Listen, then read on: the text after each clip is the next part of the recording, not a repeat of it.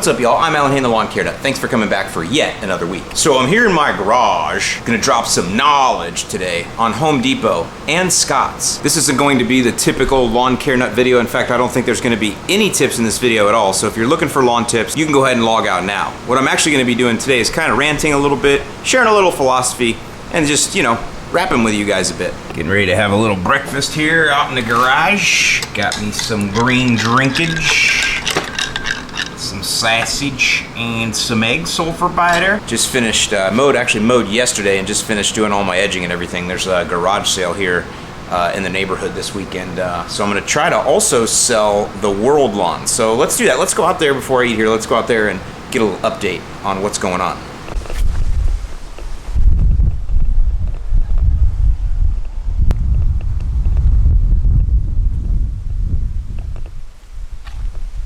That right there is a professional signage.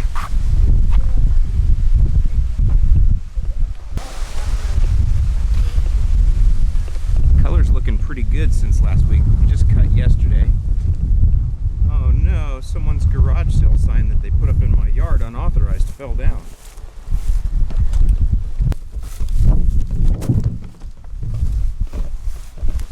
That is not my sign. Someone put that up unauthorized, but you know, I'm a good neighbor. I'm gonna let that stay. In fact, I just picked it up for him. Oh, well. Oh, man. Destroying my lawn. I'm gonna be a good neighbor and I'm gonna fix their sign for them.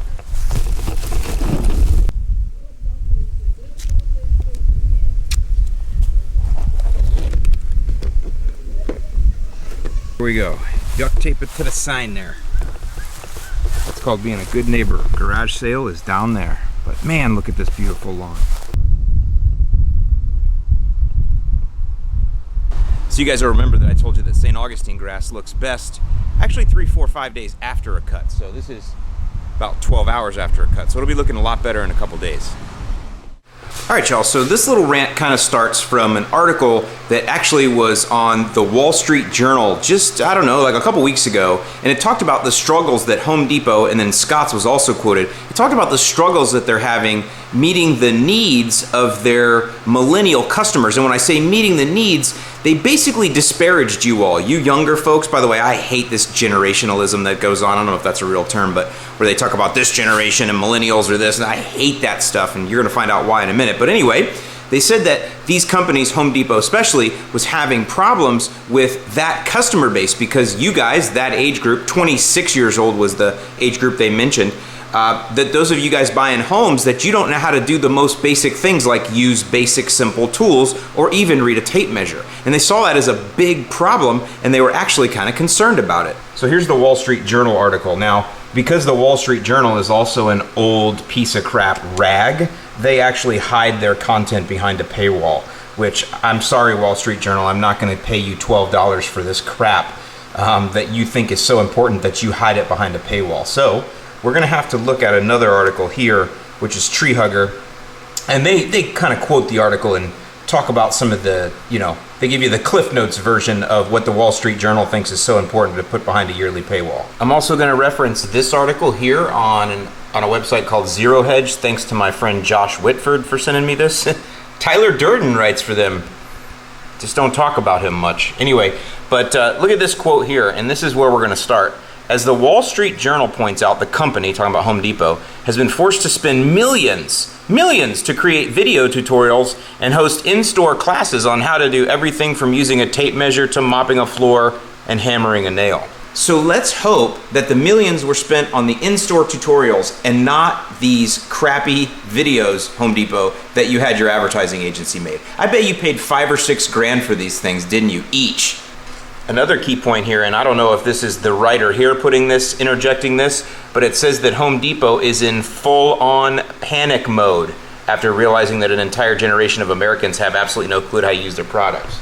So my question is, why would Home Depot be in full-on product mode when the people that need them most need them also to educate them at the same time? I don't get that. Why would that put you in panic mode? And so the first point I want to make here is this is where Home Depot, and maybe it's again just the writer of that article, but this is where you guys have lost touch with the world, honestly. You're so worried about the internet and millennials and cell phones and mobile and all of this.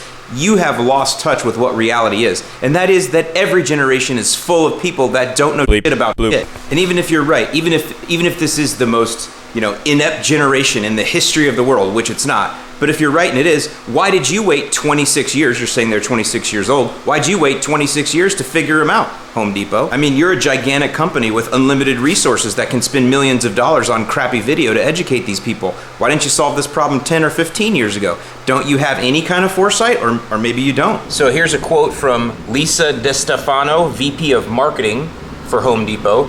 It says, DeStefano, VP of Marketing, initially hesitated looking over the list of proposed video lessons. So what they did is they did some SEO research, props for that, and they found out what are people searching online, and they made a whole list of things like how to use a tape measure, how to use a drill, how to use a circular saw, I don't know, right? And they made that list, and that was going to be the list that they would target for their videos that they made. I actually think that's pretty smart. And but here's where I'm going to show you the disconnect. So Lisa DeStefano initially hesitated looking over the list of proposed video lessons chosen based on high-frequency online search queries. Were we selling people short? Were these just too obvious? She says.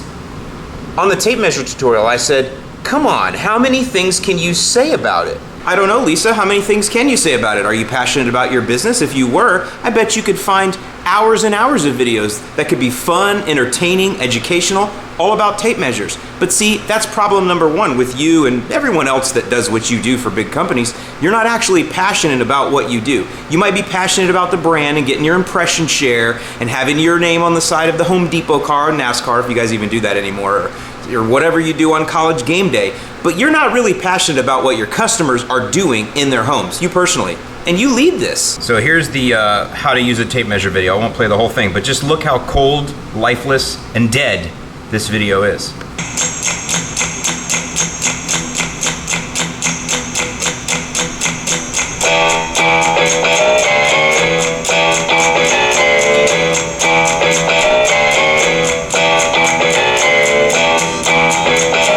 Okay, so you bought some stock music of some heavy guy hammering on a piano, and you have some words with some neat clicking going on, and you think that that is a good way to reach this generation? See?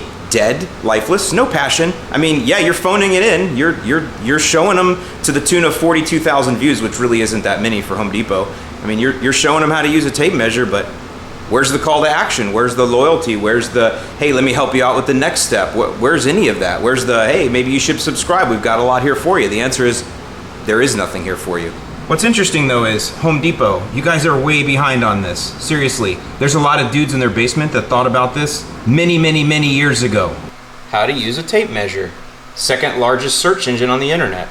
Oh, look at that, Scott C. Parker. Good job, bro. 544K views 7 years ago. Oh, what's up, Kyle? 7 years ago. What's up, C. Jane Drill? 17 million views. Whoa, way to go, Jane. 2 years ago, by the way.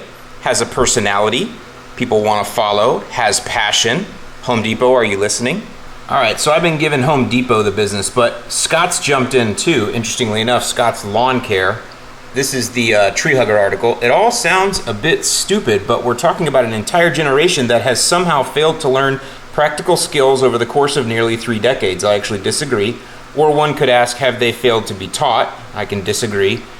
Says Jim King, VP of Corporate Affairs for Scott's. Now here's what Jim King says. I don't know who Jim King is, but check it out.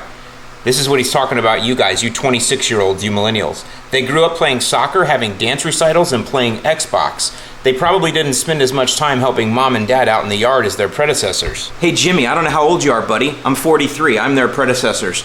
And guess what I spent my time doing when I was a kid? Playing soccer. I didn't go to dance recitals unless there was hot chicks there. Then I'd go to them. And playing Atari. And guess what everyone said about me? Oh, the Generation X, they're latchkey kids. Their generation is gonna fail because they have to come home alone with a key around their neck to get in the house and watch after-school specials by themselves and cook TV dinners for themselves in the microwave because their parents neglect them because they work too much. Yeah, that was my generation. Oh, what else? Oh, and I'm the MTV generation. That's all we ever did is sit around and watch Beavis and Butthead and watch music videos because, you know, we're just a wasted generation. That's what they said about us. Now, Jim, maybe you're a little older than that. Maybe you're part of my dad's generation. Let me show you that loser generation. Another cat comes up and he asks me to tell him about his wild eyes. His wild eyes? Did he have wild eyes? Yeah, he was speeding. It's really groovy.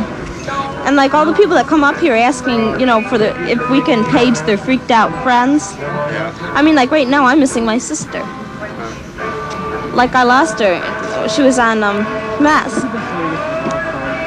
And like I lost her during Richie Haven's performance. So you see, the problem here is not millennials. It's just young people, and I hate it when you old-ass people forget that. We have all been there. It just manifests itself a little bit differently depending on the technology. When I first got my first house, I didn't know anything either, and you guys know my dad is the most handy-dandy dude ever. And he taught me as a kid, and I took shop class and the whole thing. But I didn't retain it because I didn't care. I mean, I was more concerned about where I was gonna score my next six-pack out of the back of the cash and carry parking lot than I was about how to read a tape measure. What these big corporations don't get is that attention has just shifted. It's just somewhere else. People are people, so why should it be you and I should get along so awfully? So when it came time and I got my first house and I realized, wow, I don't really have that much skill with these tools either. I didn't have the internet then, so what did I do? I went and bought a bunch of dummies books. Do you guys remember those? How to do this for dummies, electrical for dummies, you know, drywall for dummies, home improvement for dummies. I had all of those books. Nowadays they don't have to do that. I mean, you could get a physical book if you wanted, but no, you go on the internet and what do? You'll watch YouTube tutorials. That's the new dummies books, and that's exactly why this channel exists, and that's exactly why I never talk down to you guys, because I love where you're at, I love what you're doing, and I want you to succeed because I want you to feel what it's like to be a successful lawn care nut. And with that, I'm Alan Hain, the Lawn Care Nut. Thanks for watching, and I'll see you in the lawn. Looks like the Home Depot needs a little work on how to mow the grass.